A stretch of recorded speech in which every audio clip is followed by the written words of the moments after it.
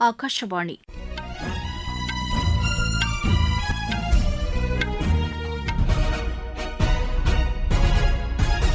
செய்திகள் வாசிப்பவர் வடிவழகி கபிலன். தலைப்புச் செய்திகள்: குருநானக் ஜெயந்தியையொட்டி குடியரசுத் தலைவர், பிரதமர் உள்ளிட்டோர் மக்களுக்கு வாழ்த்து தெரிவித்துள்ளனர்.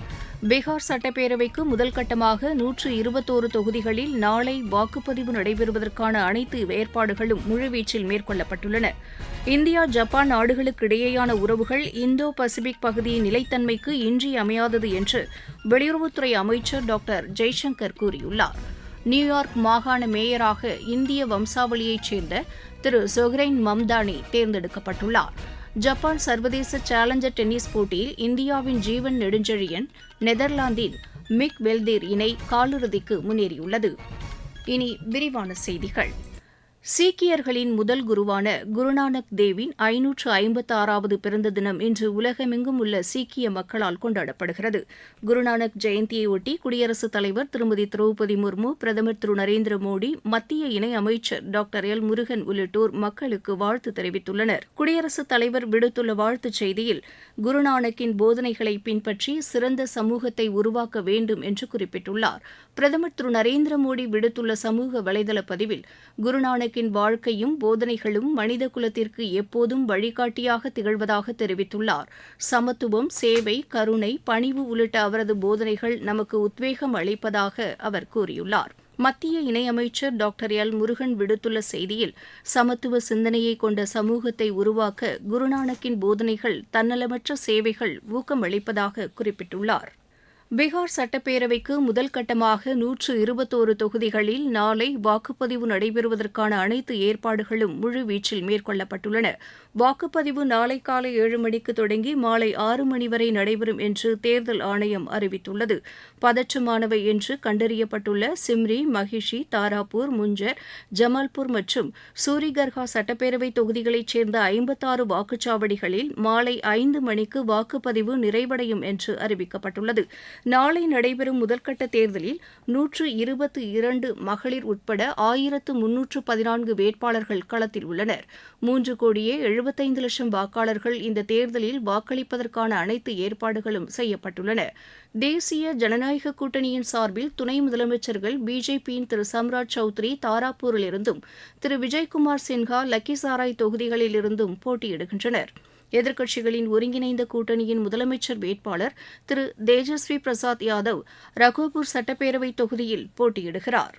இந்தியா, ஜப்பான் இடையேயான உறவுகள் இந்தோ பசிபிக் பகுதியின் நிலைத்தன்மைக்கு இன்றியமையாதது என்று வெளியுறவுத்துறை அமைச்சர் டாக்டர் ஜெய்சங்கர் கூறியுள்ளார். புதுதில்லியில் 8வது இந்தியா, ஜப்பான் இந்தோ பசிபிக் அமைப்பின் மாநாட்டில் இன்று உரையாற்றிய அவர், கடந்த சில ஆண்டுகளாக இருநாட்டு உறவுகள் வளர்ச்சியடைந்து வருவதாக கூறினார்.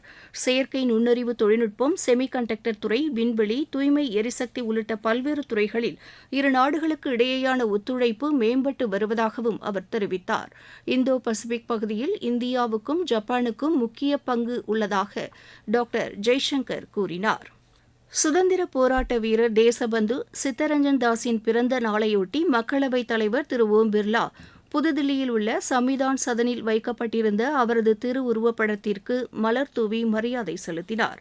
1870ஆம் ஆண்டு கொல்கத்தாவில் பிறந்த சித்தரஞ்சன் தாஸ் ஒத்துழையாமை இயக்கத்தில் கலந்து கொண்டு நாட்டின் சுதந்திரத்திற்காக பாடுபட்டவர் என்பது குறிப்பிடத்தக்கது.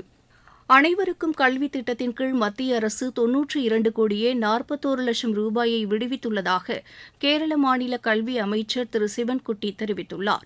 திருவனந்தபுரத்தில் இன்று செய்தியாளர்களிடம் பேசிய அவர், இந்த திட்டத்திற்காக 109 கோடி ரூபாயை மத்திய அரசு அனுமதித்துள்ளதாகவும், இதில் 92,41,00,000 ரூபாய் தற்போது விடுவிக்கப்பட்டுள்ளதாகவும் கூறினார். பள்ளி கட்டமைப்பு வசதிகளுக்கான 17 கோடி ரூபாய் நிதியை விடுவிக்க வேண்டும் என்று கூறிய திரு சிவன்குட்டி, கடந்த 2023-24ஆம் ஆண்டுக்கான 1,158 கோடி ரூபாய் நிலுவைத் தொகையையும் மத்திய அரசு விடுவிக்க வேண்டும் என்று கேட்டுக் கொண்டார். நீங்கள் கேட்டுக்கொண்டிருப்பது ஆகாஷவாணியின் செய்தி அறிக்கை. நாட்டு மக்களுக்கான வரலாற்று சிறப்புமிக்க மோடி அரசின் பரிசு சரக்கு மற்றும் சேவை வரி குறைப்பு. மருத்துவம் மற்றும் ஆயுள் காப்பீட்டிற்கான வரி முழுமையாக ரத்து. 36 உயிர்காக்கும் மருந்துகள் மீதான வரியும் ரத்து. அடுத்த தலைமுறைக்கான இந்த சீர்திருத்த நடவடிக்கைகளில் மாணவர்கள் பயன்படுத்தும் ஸ்டேஷனரி பொருட்களுக்கான வரி ரத்து. வீட்டு உபயோக மின்னணு பொருட்கள் மீதான வரி குறைப்பு. பால் பொருட்கள் மற்றும் பாத்திரங்கள் மீதான வரி 12%-இலிருந்து 5% குறைப்பு. வேளாண் இயந்திரங்களுக்கான வரியும் 5% குறைப்பு. வளர்ச்சியடைந்த இந்தியாவிற்கான பயணத்தில் மோடி அரசு தொடரும் சீர்திருத்த நடவடிக்கைகள். நியூயார்க் மாகாண மேயராக இந்திய வம்சாவளியைச் சேர்ந்த திரு ஜொஹ்ரான் மம்தானி தேர்ந்தெடுக்கப்பட்டுள்ளார். ஜனநாயக கட்சி வேட்பாளரான திரு ஜொஹ்ரான் சுதந்திர கட்சி வேட்பாளர் திரு ஆண்ட்ரியூ குமோவை விட அதிக வாக்குகள் பெற்று வெற்றி பெற்றார். இதனையடுத்து நியூயார்க் மாநகரின் மேயராக அடுத்த ஆண்டு ஜனவரி மாதம் 1ஆம் தேதி திரு ஜொஹ்ரான் மம்தானி பதவியேற்க உள்ளார். முன்னதாக அமெரிக்க அதிபர் திரு டொனால்டு டிரம்ப் மேயர் தேர்தலுக்கு முந்தைய தினம் திரு ஜொஹ்ரான் மம்தானி கம்யூனிஸ்ட் வேட்பாளர் என்றும் அவர் மேயராக தேர்ந்தெடுக்கப்பட்டால் அமெரிக்க அரசின் மாகாண நலத்திட்டங்களுக்கான நிதி உதவி வழங்கப்பட மாட்டாது என்றும் எச்சரித்திருந்தார். நாகை மாவட்டம் கோடியக்கரை பறவைகள் சரணாலயத்திற்கு வெளிநாட்டு பறவைகளின் வருகை அதிகரித்துள்ளது. ரஷ்யா, ஈரான், ஈராக், இலங்கை, சைபீரியா உள்ளிட்ட வெளிநாடுகளிலிருந்து பறவைகள் இங்கு வந்தவண்ணம் உள்ளதாக எமது செய்தியாளர் தெரிவிக்கிறார்.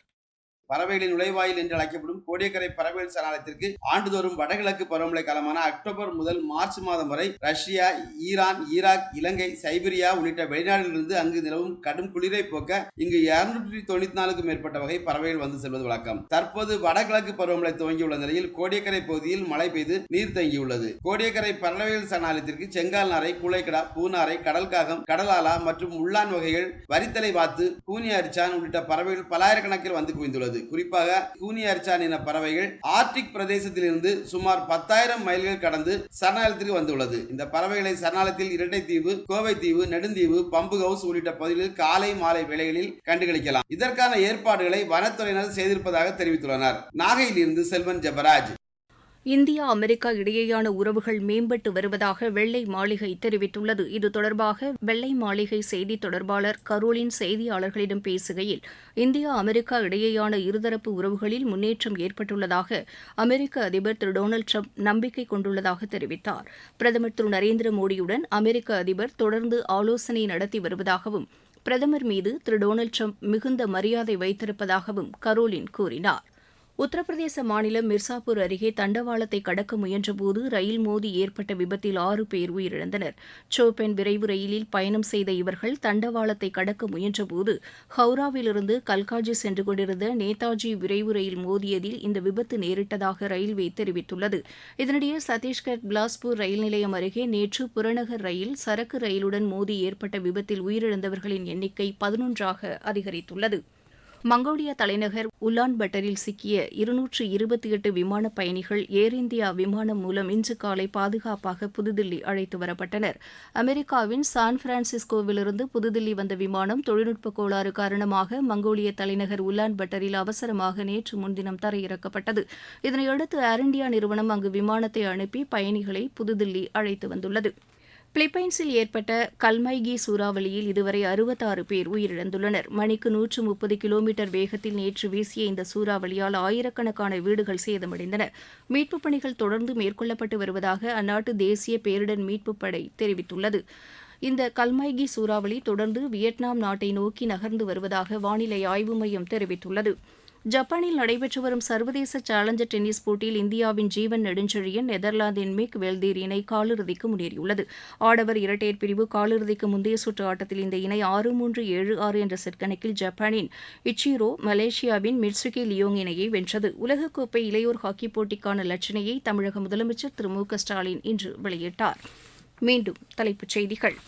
குருநானக் ஜெயந்தியை ஒட்டி குடியரசுத் தலைவர், பிரதமர் உள்ளிட்டோர் மக்களுக்கு வாழ்த்து தெரிவித்துள்ளனர். பீகார் சட்டப்பேரவைக்கு முதல் கட்டமாக 121 தொகுதிகளில் நாளை வாக்குப்பதிவு நடைபெறுவதற்கான அனைத்து ஏற்பாடுகளும் முழுவீச்சில் மேற்கொள்ளப்பட்டுள்ளன.